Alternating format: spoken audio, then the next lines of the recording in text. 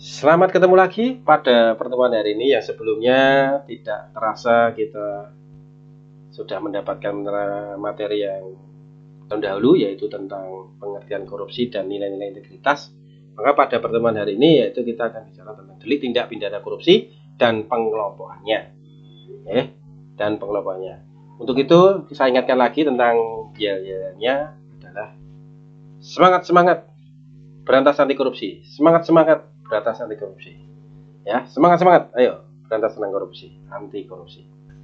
Itu, mari kita akan langsung saja materi berikutnya pada hari ini. Sama, saya setiap ketemu saya akan bicara tentang tujuan pendidikan anti korupsi. Saya akan mengulang-ulang terus. Ya, tujuan korupsi pada tujuan anti korupsi yaitu apa? Maka kalau masih ingat apa? Peserta didik lebih mengenal lebih awal ya, atau berkenan dengan pengertian tentang korupsi.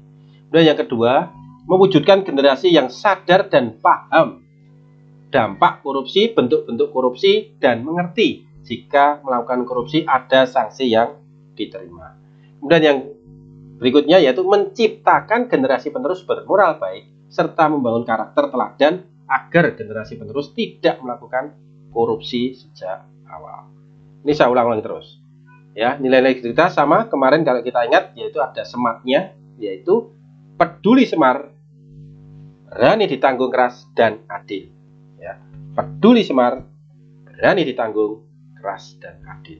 Peduli semar, sederhana, mandiri dan jujur. Berani. Kemudian ada lagi ditanggung, disiplin dan tanggung jawab, keras, kerja keras serta adil. Ya, ini sudah saya ingatkan terus, berarti kan perlu dipahami. Nah, ini sudah tahu. Setiap pertemuan saya akan meluruskan yel-yel. Semangat anti korupsi, peduli semar, berani ditanggung keras dan adil. Biar membekas. Nah, kita masuk ke intinya. Ya, intinya ini penanaman karakter. Ini alasannya sudah kemarin. Saya ulang-ulang terus supaya menciptakan pembentukan karakter generasi yang anti korupsi. Maka pada saat ini kita masuk ke intinya, yaitu pengelompokan tindak pidana korupsi. Saya ngambilnya sumber dari buku Kapital Selekta KPK. Diingatkan lagi bahwa kata korupsi berasal dari bahasa corruption atau kata kerja busuk rusak. Ini saya ingatkan lagi supaya mengenal tindakan pidana korupsi memang sangat beragam, baik yang termasuk korupsi kecil atau petty corruption hingga corruption kelas kakap. Ya. Nah, ini pengelompokannya. Apa saja ke-30 jenis itu? Ya, di sini sudah ada ke-30, itu dasarnya di Undang-Undang Nomor 31 Tahun 1999. Yang menyuap pegawai negeri misalnya memberi hadiah kepada pegawai negeri karena jabatannya, nanti bisa dibaca di sini. Nih, ada 30. Ini sudah satu, kemudian lanjut lagi. Yang ke-8 yaitu hakim menerima suap, advokat menerima suap, 10 pegawai negeri menggelapkan uang atau membiarkan penggelapan. Nih. Nah, ini dari 1 sampai 30 itu nanti, maka nanti ada junto atau perubahan yang perlu di nah, ini.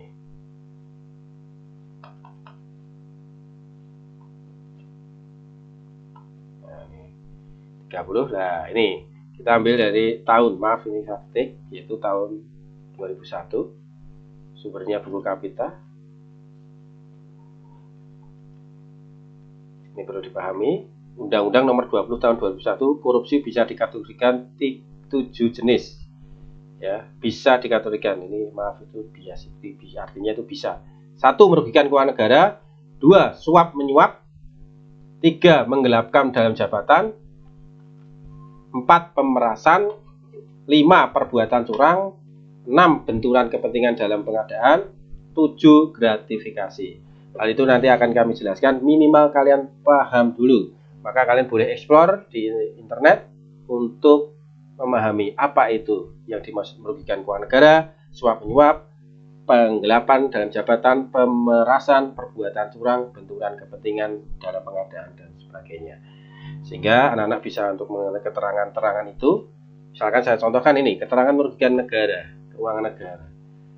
Ini ya. Nah, Maksudnya adalah segala sesuatu yang merugikan negara baik langsung maupun tidak langsung, termasuk kategori perbuatan korupsi. Contohnya adalah penggunaan fasilitas yang diberikan negara untuk pejabat atau pegawai negeri, termasuk tentara atau polisi, tapi dipergunakan untuk urusan pribadi. Yang kedua, misalkan suap menyuap jika terdapat semacam award, bisa jadi jenis tipikor menyuap, ya.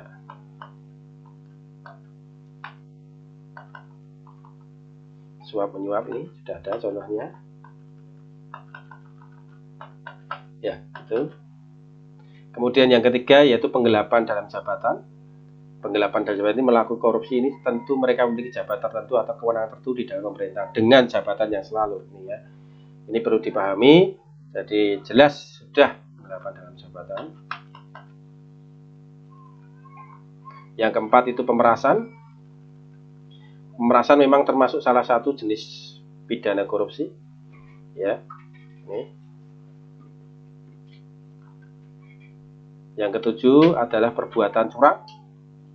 Seperti juga pemerasan, tak banyak publik tidak mengetahui bahwa perbuatan curang juga termasuk tindak pidana. Nah, nanti bisa disesuaikan di dunia pendidikan bagaimana. Nanti kita akan beri contoh-contohnya, ya. Nah, ini ya. Yang keenam, benturan kepentingan dalam pengadaan.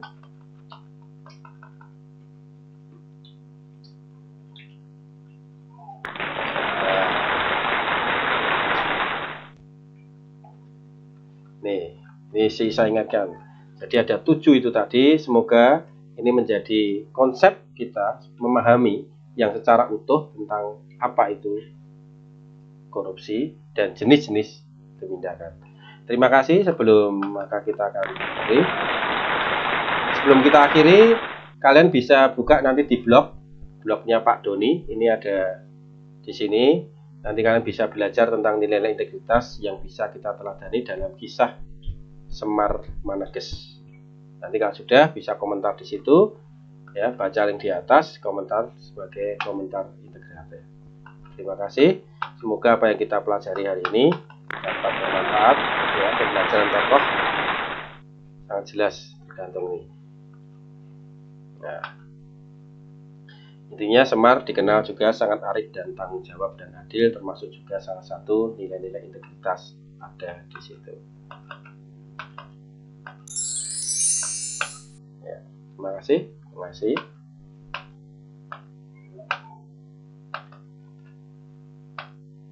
Ya, ini sebagai terakhir motivasi hidup yang kita ajukan, semangat anti korupsi, semangat bebas korupsi. Terima kasih. Ketemu lagi ke pertemuan berikutnya.